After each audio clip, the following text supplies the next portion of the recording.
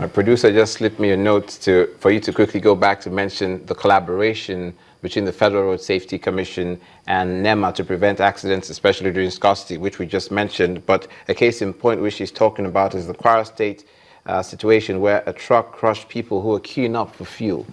Yes, in a situation where we have crisis, some of the trucks,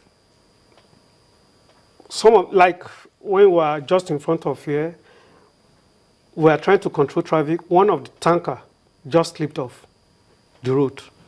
But because we were there, and out of fear, he was able to handle it properly. And in a petrol tanker queue, major problem we always have, people, especially commercial drivers, where they queue, whatever the danger there, they won't care. It's the queue they will concentrate on. So even if there is a danger very close to them, they won't mind it. So the situation in Kwara, we are not there. So I wouldn't make much comment there. But the prayer we only make is people should be very, very conscious and safety conscious, especially during this period when there is scarcity of petrol. We've had instances in Lagos here where somebody parked a jerry can, he forgot of petrol, he lives alone, he started cooking, and it consumed the whole building. Unfortunately, the owner of the building is an aged person. We are very, very careless in safety consciousness.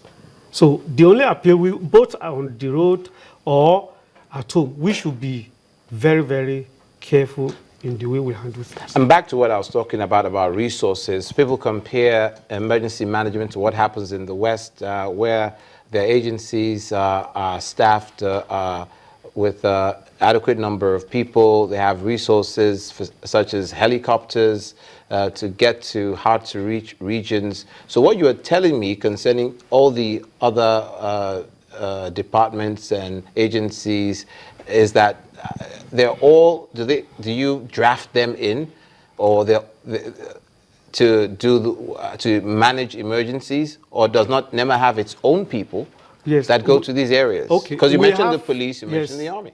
We have equipment holding of all stakeholders. Okay. Equipment and personnel holding of all stakeholders available within the country. The helicopter services can be deployed. Very soon, we are having a sort of program early next year. You will see what we roll out as part of preparatory, simulation. Okay. You will see what we roll out.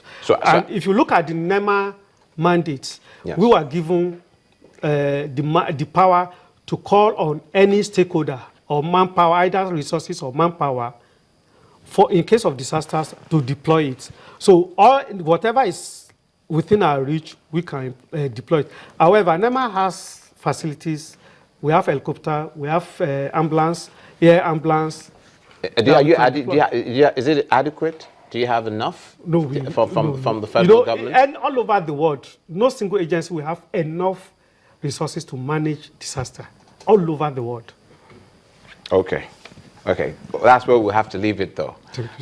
So thank you so much, sir, for coming on News Across Nigeria. Mr. Ibrahim Farinloye, who is the Public Relations Officer Southwest of the National Emergency Management Agency, giving us a heads up on what they're doing during the Yuletide season, proactively and reactively concerning emergencies. Now, from there, we will turn our attention to Ebonyi State, and the Ebonyi State Police Command has reassured all residents in the state of safety and security during and beyond the Yuletide season.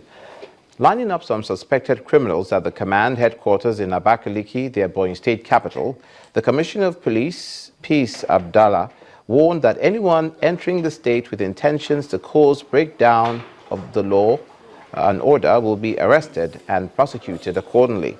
The Commissioner said the suspects who are being paraded are hoodlums who often hypnotize or even drug their victims before robbing them blind of their belongings in tricycles, that is motor tricycles, popularly known as keke napep.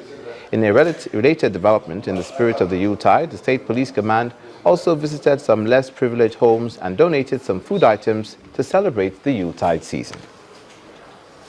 not only to reassure all residents of Ebonyi of a safe and secure Christmas and New Year celebration, we would also like to warn anybody that is entering Ebonyi State with any intention to cause us any breakdown of law and order, to assure them that we are ready for them.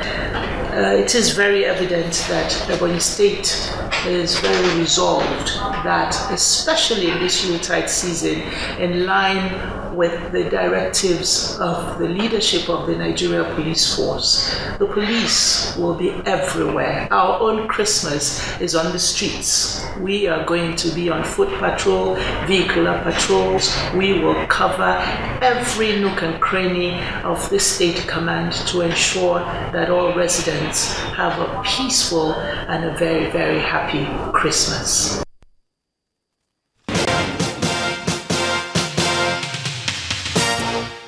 Welcome back to News Across Nigeria, where we bring you up to speed with what's happening across the Nigerian Federation. And this is the part where you tell us what's happening in your neck of the woods via pictures that you sent in. And here is one from our eyewitness portal, and it is showing a thick flame on a seashore. Our eyewitness says the fire was from oil vandals' boats burnt by men of the Nigerian Navy on patrol in Port Harcourt, River State, the South. He wants the government to do more to check the activities of these criminals. And that can't be good for the environment either. Next is this one showing kegs on the street. Our eyewitness says these kegs were being used to hawk petrol in Ilorin, Kwara State. It says this has a negative impact on the economy with its associated risks, what we popularly call black market fuel. And finally, this one shows two beggars on a busy road. The eyewitness calls Nnamdi Azikiwe Expressway, Wuse 2, in Abuja, the location. He says these beggars are usually seen weaving between vehicles on the road. Residents of the area are asking the government to rid the streets of beggars. We thank you for sending in those pictures. Please do keep them coming. Finally, to the north-central region of the country, Plateau State to be exact, where security has been beefed up following threats by insurgents to disrupt the Christmas and New Year celebrations, with a special task force reinforcing the security network with constant patrols and mounting checkpoints across Jos, the state capital. The commander of the special task force, Major General Tagbo Ude, told members after the show of force not to relent on their efforts in ensuring that security of lives and property at this Yuletide period is paramount and maintained according to the mandate of Operation Safe Haven. We've been getting a lot of commendation on our efforts in making sure that peace returns to Plateau. And you know this is a big task for us. When people commend you for good job, it will inspire you to work harder. And that is just what I want us to do. Please, although I want to tell people that security is everybody's job, but at the same time, those of us in uniform will be the first line of defense for the civilians. And that is why we are paid for what we are doing. And that piece of news from Plateau State, the north-central region of the country, brings this edition of News Across Nigeria to a close. Thank you so much for watching. I'm Olumide Macaulay.